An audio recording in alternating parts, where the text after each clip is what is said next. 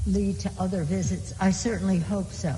But I think it's important to note that members of Congress, several of them had made trips just earlier this year. 5 senators, bipartisan, came, again, including the chair of the Foreign Relations Committee, Mr. Menendez, came. Not too much of a fuss was made. Individual senators have made trips or plan to make trips. And I just hope that it's really clear that while China has stood in the way of Taiwan participating and going to certain meetings, that they understand that they will not stand in the way of people coming to Taiwan. It's a show of friendship, of support, but also a source of learning about how we can work together better in collaboration. So, I think that they made a big fuss because I'm speaker, I guess. I don't know if that was a reason or an excuse, because they didn't say anything when the men came. House Speaker Nancy Pelosi, she was also asked during this joint news conference in Taipei, Taiwan, about her reaction to China's reaction to her visit, military exercises around the island. I think that whatever China was going to do, they will do in their own good time. What excuse they may use to do it is another thing. But you really know more about that than I do. I do think that it's really important for the message to be clear that in the Congress, House, and Senate, Democrats and Republicans are committed to the security of Taiwan in order to have Taiwan be able to most effectively defend themselves. But it also is about our shared values of democracy and freedom and how Taiwan has been an example to the world in that regard. And whether it's certain insecurities on the part of the president of China as to his own political situation that he's rattling a saber, I don't know. But it doesn't really matter. What matters to us is that we salute the successes of Taiwan, we work together for the security of Taiwan, and we just take great lessons from the democracy in Taiwan. House Speaker Nancy Pelosi, joint news conference with the president of Taiwan before she left the island. This also from Associated Press. China blocked imports of citrus, fish, and other foods from Taiwan in retaliation for a visit by a top American lawmaker, Nancy Pelosi, but has avoided disrupting one of the world's most important technology and manufacturing relationships. The two sides, which split in 1949 after a civil war, have no official relations, but multi-billion-dollar business ties, especially in the flow of Taiwanese-made processor chips needed by Chinese factories that assemble the world's smartphones and other electronics. That from AP. Back here in the U.S., the Senate voting on a resolution to allow Finland and Sweden to join NATO. The applications from those countries coming after Russia invaded Ukraine, a war that's now 6 months old. U.S. Senate confirmation requires a 2/3 vote, and all 30 current NATO member states need to ratify Finland and Sweden's entry for it to take effect. On the Senate floor in Washington, Senator Rob Portman, Republican from Ohio. We are going to take up the NATO ratification vote today, and this is to have the United States approve the addition of Sweden and Finland to the NATO alliance. This is great for the alliance, it's great for the United States, and I believe it's also, otherwise they wouldn't be interested, very good for the people of Finland and Sweden. They add a lot to the NATO alliance. They are militarily and economically in a position to be valuable contributors. They also, in the case of Finland, share the largest land border with Russia of any country. They have understandable concerns with what they see happening in Ukraine. And I just believe it's very much in our national security interest, the interest of people I represent, to have, in addition, even further strengthening of the NATO alliance through the addition of these two partners. Vladimir Putin thought he was going to split NATO apart when he began his invasion of Ukraine, I believe. And today he's finding just the opposite has happened. NATO has come together in ways we have never seen. And we now have, again, the addition of two very strong members of NATO who are longtime allies of the United States and will add significantly to the NATO alliance. Senator Rob Portman, Republican from Ohio, on the Senate floor. Also supporting the resolution, the chair of the Senate Foreign Relations Committee, Democrat Bob Menendez from New Jersey. Welcoming Sweden and Finland into the NATO alliance will signal the United States' ongoing commitment to peace, stability, and democracy in Europe and around the world. Enlarging NATO is exactly the opposite of what Putin envisioned when he ordered his tanks to invade Ukraine. Indeed, he may have been trying to test the resolve of the alliance. And I am pleased that we have passed that test with overwhelming unity of vision and purpose. He hoped to quickly gobble up territory to correct what he has called, quote, the greatest geopolitical catastrophe of the century, close quote, which in essence is the dissolution of what was the Soviet Union, with little resistance from the countries who formerly united in a values-based front against the ills of that vision for Europe and for the world. But instead of a quick strike, Ukrainians, from soldiers to school teachers, bravely fought back. Instead of a Russian coup in Kyiv, President Zelensky rallied his nation. Instead of a divided West, we have been more united than ever.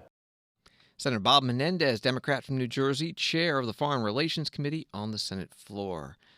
The agreement to bring up this ratification resolution, writes NBC News, includes votes on 2 Republican amendments, one from Senator Rand Paul of Kentucky that says NATO's agreement of collective defense, if a member is attacked, does not supersede Congress's role in declaring war. And the other amendment from Dan Sullivan of Alaska states that every member of NATO should commit to the 2% goal of gross domestic product spending on defense. Washington Today continues in a moment. Thursday, FBI Director Christopher Wray testifies before the Senate Judiciary Committee. You can hear it live on C-SPAN Radio starting at 10 a.m. Eastern. Listen on the free C-SPAN Now app or ask your smart speaker to play C-SPAN Radio. There are a lot of places to get political information, but only at C-SPAN do you get it straight from the source. No matter where you are from or where you stand on the issues, C-SPAN is America's network. Unfiltered, unbiased, word for word.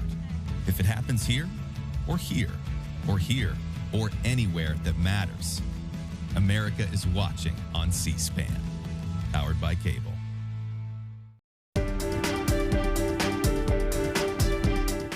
Welcome back to Washington Today, available as a podcast on the free C-SPAN Now mobile video app and wherever you get your podcasts. The U.S. Senate is on the brink of bringing up and passing the Democrats' $739 billion package of health care and climate programs and tax changes to raise money.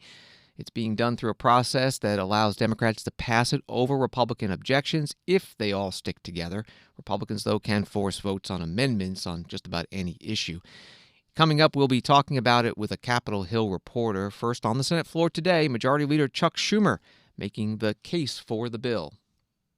This morning, 5 former Treasury secretaries, including former Secretary Hank Paulson, who served under President George W. Bush, released a statement praising the Inflation Reduction Act and urging Congress to move quickly to secure its passage. The bipartisan group wrote that, quote, the Inflation Reduction Act will help increase American competitiveness, address our climate crisis, lower costs for families, and fight inflation, and should be passed immediately by Congress. The bipartisan group of Treasury secretaries also affirmed what Democrats have been saying for days. The Inflation Reduction Act will not, no matter how much our Republican colleagues argue to the contrary, will not increase taxes for any family making less than $400,000 a year. Again, our proposals call for closing loopholes that have long enabled the biggest companies in America to avoid paying their fair share. And even former Republican Treasury Secretary Hank Paulson is now calling on Congress to pass the Democratic agenda. He's in very good company. This morning, a poll by Navigator also showed the Inflation Reduction Act is overwhelmingly popular in the minds of the American people. Senate Majority Leader Chuck Schumer, Democrat from New York, on the Senate floor. Also speaking about the bill, opposing it as he has since it was unveiled, the Minority Leader, Mitch McConnell. Democrats want to pass huge job-killing tax hikes in the middle of a recession that they themselves created. Hundreds of billions of dollars in new taxes on American jobs, American manufacturing, American electricity, and American investment. Nonpartisan experts have proven these tax hikes will break President Biden's promise not to raise taxes on the middle class. The working class and the middle class will shoulder huge, huge new burdens. And all these tax hikes would buy American families no relief whatsoever from inflation. Nonpartisan experts say Democrats' bill would make inflation actually even worse until 2024, and they do basically nothing to inflation thereafter, in the teeth of the inflation crisis. Democrats' bill would make inflation even worse over the next 2 years. Even the most optimistic estimate, the best figures for Democrats, say it would take their legislation, listen to this, 9 years to unwind as much inflation as the country added every week in the month of June. 9 years of runaway taxing and spending in order to subtract 1 week's worth of inflation. And that is an optimistic projection. Obviously, the point of this bill is not to reduce inflation. Clearly, this taxing and spending spree has a different purpose. And when you look at the legislation, the real purpose is absolutely clear. This bill is a massive goodie bag of far-left environmental activists at the expense of working families. Democrats want to use their own inflation as a pretext to dump hundreds of billions of dollars into Green New Deal nonsense. Senate Minority Leader Mitch McConnell, Republican from Kentucky, on the Senate floor. Lindsey McPherson, a senior reporter with CQ Roll Call, has been following the budget reconciliation developments, and she joins us now by phone. Thank you so much. Before we talk about what's in the Senate Democrats' proposal, a quick recap for those who are new to this. What is budget reconciliation? How does it work?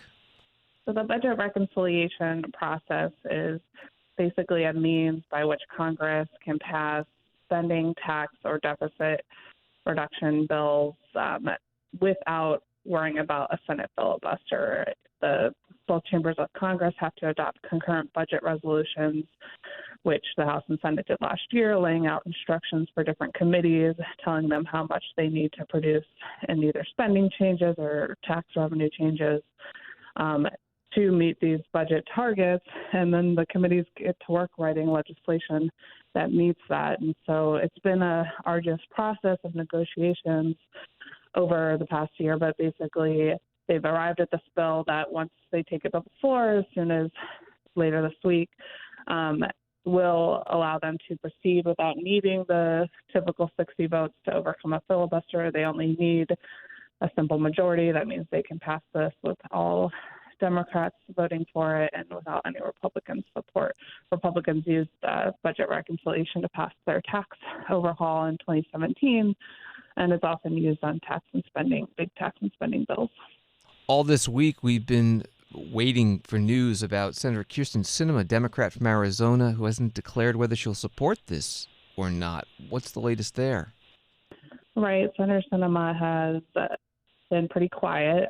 She's not very talkative in general to the press, but she's not publicly weighed in on the bill yet, in part because, initially she wanted to read the text. I'm sure she's had time to digest that now, but I think she's also waiting on some of the opinions from Senate parliamentarian who is reviewing the text and hearing presentations from the Republicans and Democrats on different provisions in the bill and whether they meet what is called the Byrd Rule test. The Byrd Rule, or the Byrd bath as they call this process, basically is determining whether these provisions in the bill actually affect federal government spending and revenues and deficits and have a budgetary impact. If you're writing policy into a budget reconciliation package that doesn't have an impact on the federal budget, it's not going to meet the test. And there are a couple other things that's part of the rules that they're reviewing as they scrub this. So she's kind of holding out in part, I think, to see how some of those opinions come down and whether that causes changes to the bill. We already know Democrats are making changes in the prescription drug price area because of the bird bath process, and Sinema has been quiet waiting on that. So we don't know where she stands. It's unlikely that she opposes everything in the bill, but there are some provisions in the bill that she has expressed concerns about in the past, namely carried interest, which is basically a tax preference for hedge fund managers where they can get preferential tax rates for their helping their clients' investments for capital gains. And Democrats have wanted to overturn that for a long time, and Senator Manchin really fought to include that in the bill, even though it was not in prior versions, in part because Sinema opposed it. So that's one of the big things we're waiting to hear from her on, whether she will accept that being in the bill now. She also did help negotiate the prescription drug language. So as they are making changes, I'm sure she will want to have input and make sure that meets her standards as well. We're talking with Lindsey McPherson from CQ Roll Call. As you mentioned, the Senate Democrats can pass this on their own if they all stick together, so they're negotiating among themselves. The Republicans, though, can offer amendments at least to get Democrats on record on certain issues. Do we know what the plans are from that side? Right. So there's a process called Vote-A-Rama in which senators on the budget reconciliation package can offer unlimited amendments. This is one of the few times in which senators have control over the amendments they offer. Often it's up to leadership as to whether to allow amendments to bills. So there's a lot of pent-up demand on issues that, frankly, have nothing to do with this package, but because of the way the reconciliation instructions and those budget resolutions were written last year, would be allowed in because the instructions went out to pretty much virtually every Senate committee. So, that makes it germane for Republicans to come out, even though there's no immigration provisions, for example, in this final bill, they can come up with some amendments on immigration and border security and force Democrats into some tough political votes on that. They're particularly interested in amendments around the tax provisions. This bill has a corporate minimum tax of 15% for large corporations who have $1 billion or more in what they call book income, which is basically the income they report to their shareholders. And Republicans say that have used some JCT data that's come out to say that actually does trickle down to some people who make under $200,000 a year. That's because JCT and other analysts say that corporate tax increases, affect the workers of those companies, might see reduced pay and other impacts, not as exactly their rates or taxes are going to go up, but they do have an effect. So Republicans have been hammering that, and they say they're going to offer amendments to make sure that those type of people are protected from these tax increases and things like that. They haven't been too specific. Only a handful of senators have offered specifics about what they want to say, but they certainly will offer a lot that make good political points that they can use in election year campaign ads and stuff. As we're waiting for this bill to come to the floor, as you mentioned, the parliamentarian still needs to rule on certain provisions. You've got some news about what the Congressional Budget Office has found about the cost of the bill. Right. The Congressional Budget Office, is the official scorekeeper for these bills. And when we were talking earlier about whether the provisions have a revenue or spending impact and meet the third rule test, that these CBO scores are key to that. Overall, they found that the bill would reduce deficits by just over $100 billion, and that's the official score. They also don't count this as an official score, but said another just over $200 billion in revenue would be raised from Democrats planning to give $80 billion in mandatory funding to the IRS to boost tax enforcement. And Democrats are counting that toward their deficit reduction, even though CBO doesn't count it officially. And so that's where they came up with this bill overall would reduce deficits by about $300 billion. Lindsey McPherson, senior reporter with CQ Roll Call. Find her stories at rollcall.com, and on Twitter, she's at Lindsey McPherson. Thank you very much. Thanks. On Wall Street today, the Dow up 416, NASDAQ up 319, S&P up 63. NASA Administrator Bill Nelson speaking today about the upcoming launch in the Artemis program. It's the first in a series of flights that will return humans to the moon. The flight scheduled for August 29th. He says this uncrewed flight is the first in the planned series. Beyond the moon, it's then to Mars. Just 26 days, most powerful rocket ever built, KSC, historic launch pad 39B. It's no stranger to monster rockets.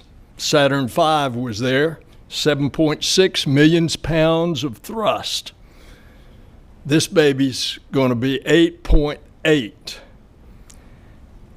The Saturn V took us to the moon a half a century ago, and now as we embark on the first Artemis test flight, we recall this agency's storied past, but our eyes are focused not the immediate future, but out there.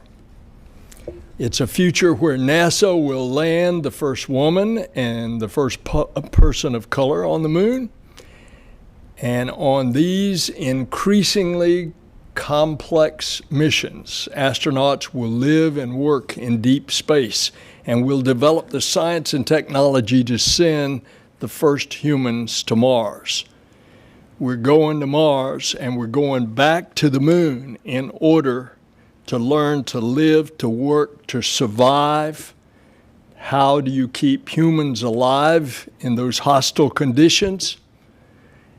And we're going to learn how to use the resources on the moon in order to be able to build things in the future as we go, not 250,000 miles away, not a 3-day journey, but millions and millions of miles away on a months and months, if not years, journey.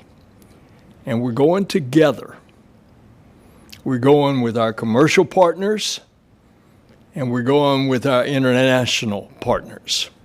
NASA Administrator Bill Nelson at a news conference today. An article at Florida Today says that hotels are selling out near Kennedy Space Center as, quote, excitement seems to grow by the day with the potential for hundreds of thousands of visitors, support staff, and more. At the launch of NASA's Moon Focus Space Launch System rocket slated for August 29th. Hall of Fame sports broadcaster Vin Scully has died at the age of 94. Back in 2016, former President Barack Obama awarding Vin Scully the Presidential Medal of Freedom for his 67 years broadcasting Major League Baseball games for the Dodgers, first in Brooklyn, then in Los Angeles. The game of baseball has a handful of signature sounds. You hear the crack of the bat. You got the crowd singing in the 7th inning stretch. And you've got the voice of Vin Scully. Most fans listen to a game's broadcast when they can't be at the ballpark. Generations of Dodgers fans brought their radios into the stands because you didn't want to miss one of Vin's stories. Most play-by-play announcers partner with an analyst in the booth to chat about the action, then worked alone and talked just with us. Since Jackie Robinson started at second base, Vin taught us the game and introduced us to its players. He narrated the improbable years, the impossible heroics, turned contests into conversations. When he heard about this honor, Vin asked with characteristic humility, "Are you sure? I'm just an old baseball announcer." And we had to inform him that to Americans of all ages, you are an old friend. In fact, I thought about him doing all these citations, which would have been very cool, but I thought we shouldn't make him sing for a supper like that. Up next.